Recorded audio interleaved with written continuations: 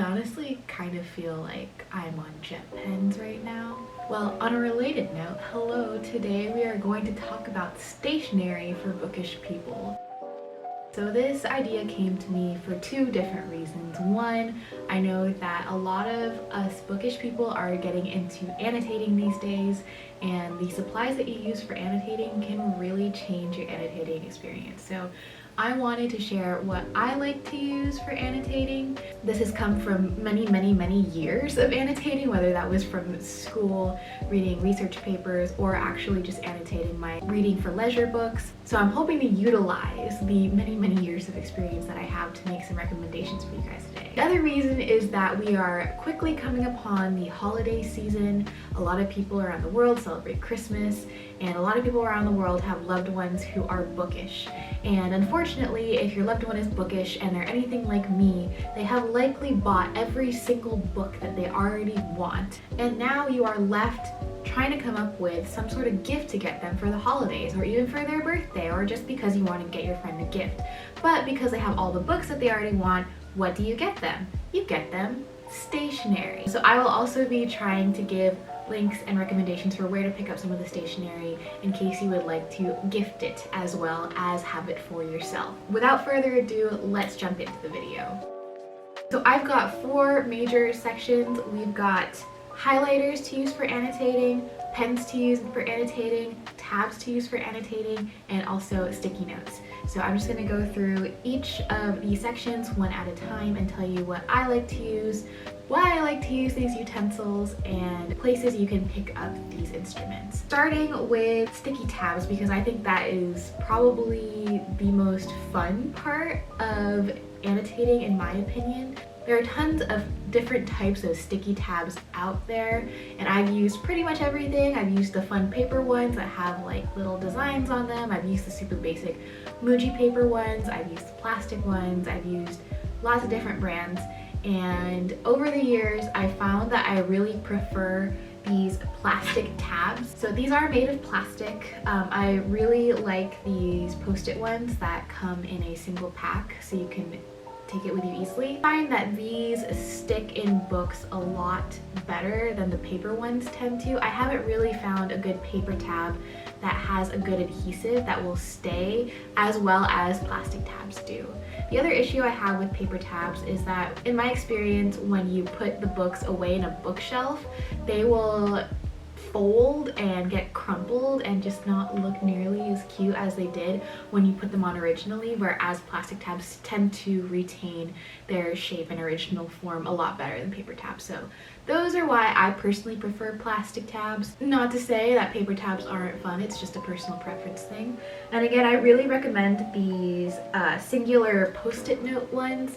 They are just super handy, super portable. They come in a good variety of colors. You can get the rainbow in them. I just like how quickly you can whip out a tab and put it down without much fussing from these guys. These can get kind of expensive. I think I got like a really big pack for like $20, and I felt bad about spending that much money on tabs afterwards.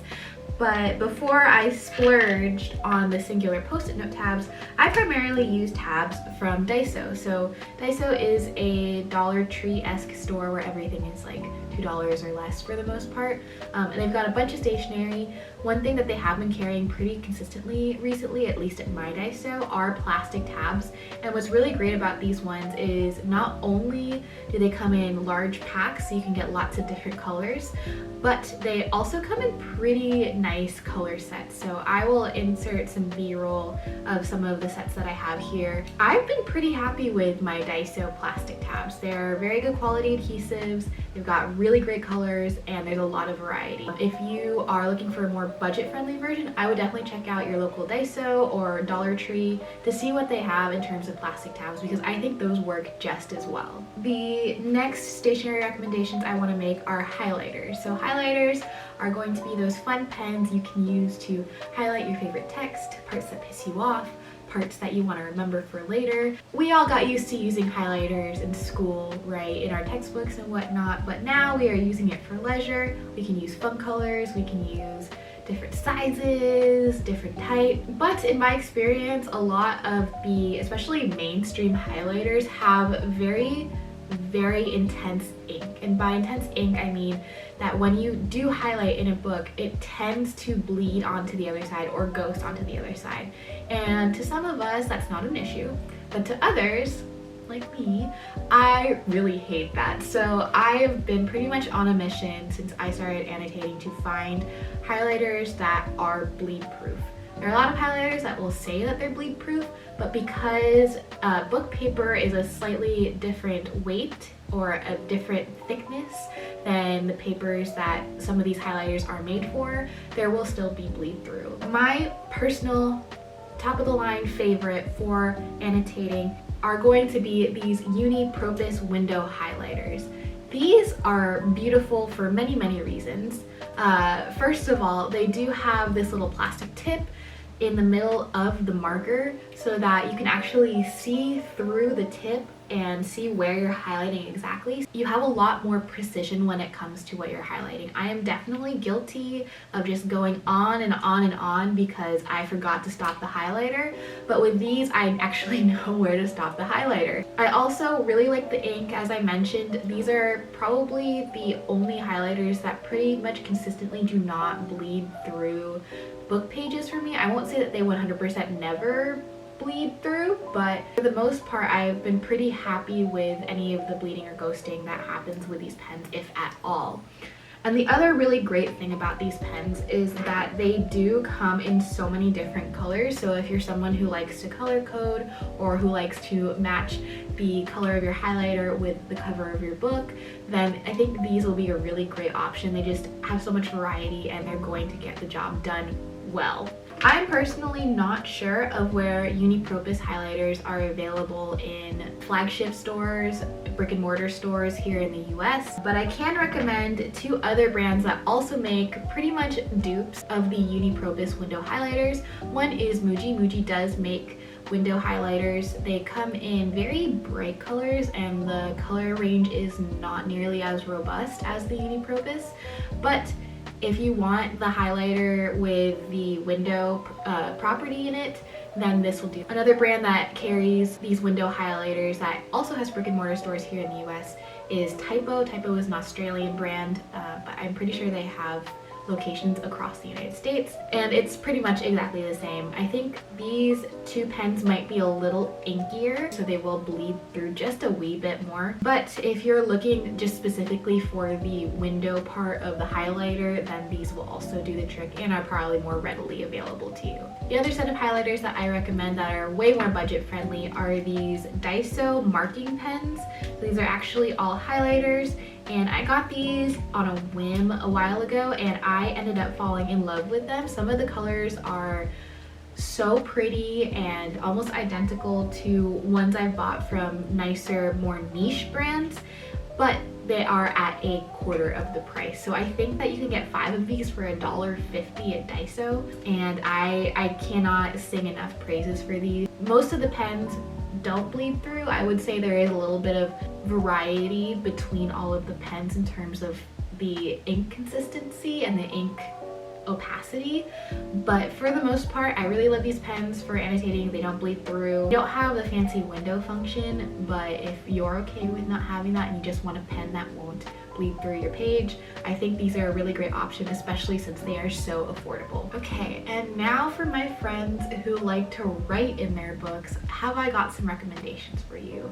I think that a lot of people definitely struggle with finding a good pen to write in their books with, especially if you're a fast reader, because some pens like gel pens or fine liners, not only can they bleed through the page and it gets all ugly and wonky on the inside, but also you have to wait for some of those pens to dry, and if you flip the page too fast and you forget that you have ink drying, it'll smudge, and I know that's not like the most pleasant experience. So here's what I recommend in lieu of a gel pen or a rollerball pen or a fine liner. Ballpoint pens are your best friends. Ballpoint pens are oil-based rather than water-based. They will not bleed through for the most part. There are some oil-based pens that do get quite inky, but for the most part, if you go for a ballpoint pen, that'll probably be your best bet if you want to avoid bleed through. They also come in pretty good colors, not the greatest color variety in comparison to water-based pens or gel pens, but if you're looking for just some basic colors, most ballpoint pens will come in black, red, and blue,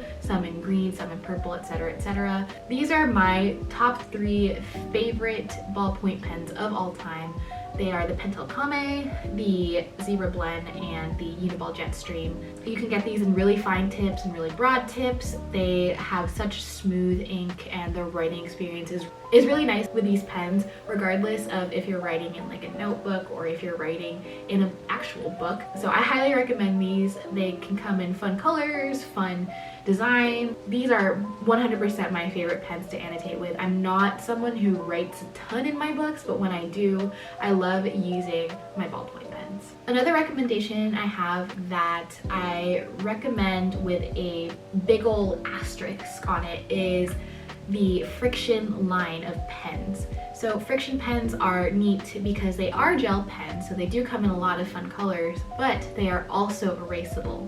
Now the catch is they are erasable from heat. So the ink utilizes heat generated by friction, hence the name Friction pens, to erase the ink. And that is really cool in that, yeah, you can erase your gel pen ink, but also if you live somewhere where it can get sufficiently hot enough, the ink will disappear from your book. I lived in Hawaii and I did not run into that problem ever, but I did get really nervous at times. For example, leaving my notebook in the car or leaving my book in the car if it had friction ink on it, because I was so sure that the heat in the car would dissipate the ink. So I do recommend these pens. They will definitely 100% not bleed through. They have such light ink and it's erasable, so it's not really going to soak into the paper, but there is that caveat of it might disappear if it gets too hot. And for my last category, I just have some sticky note recommendations. I don't personally use sticky notes in my books just because I find that if I really have thoughts to write down, I'll probably write them down in my phone or on my Goodreads review. But I know that a lot of people do like using sticky notes. So here are my 2 recommendations for sticky notes if you're interested in including them in your annotating supplies. My very first one are these really awesome transparent sticky notes. So they are on these like plastic pieces of paper. I think you need an oil-based pen to be able to write on these, but the really cool thing is, especially if you're reading in a library book and you want to annotate a part of a book, you can stick these onto the page, write on the sticky note, and then when you return the book or return the book to your friend, you can remove the sticky notes and still have your notes from when you were reading the book. So I think these are brilliant. I used these a ton in school when I had textbooks, and I think they would work just as well for annotating leisure reading. And then my last recommendation are going to be these Paparian plan markers. These are a little more on the pricey side, and I've only ever seen them on jet pens, but I love these just for making really tiny notes. I use these actually mostly in my work journal, but I see these being incredibly functional in case you want to make a small note, but there isn't enough space in the margins to make that note, and you're not someone who likes to stick a whole, giant sticky note inside your book. I think this is the perfect size, and it will definitely give you a lot more room to write than the margins of a book. And that's it. Those are all of the stationery that I recommend if you are either looking to get into annotating, if you're trying to improve your annotating supplies collection, or if you're trying to get a gift for someone who buys themselves all the books they want and now you are left wondering, what the hell do I buy them for special events? So yeah, I hope this video was helpful for you in some way, or just a little insightful. It was a ton of fun to think of and make, and I'm really hoping that I get to help out one soul out there. That would be really cool. But otherwise, that's all I have for you guys today. Thank you so much for tuning in. I hope you have a good rest of your day and a good rest of your week, and I'll see you next time. Bye!